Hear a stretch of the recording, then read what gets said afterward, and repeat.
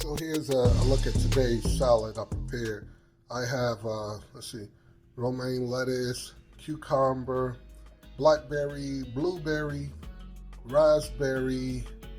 I have cut up black walnuts with it, and I have croutons, which I usually don't go with, but just want to do a little something different with cut up bell peppers with a light vinaigrette oil. So this will accompany the chicken that I have. I do have some baked chicken in the oven. Let's see all about that. Getting a little baked chicken. I know it's baked now. Yeah.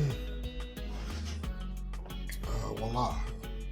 So baked chicken, kind of like grilled.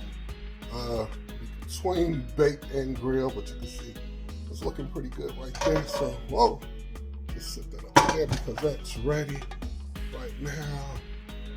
And you can see that all of the oil fell off, which is great. That's the whole reason I prepared and baked it. So that's dinner for today.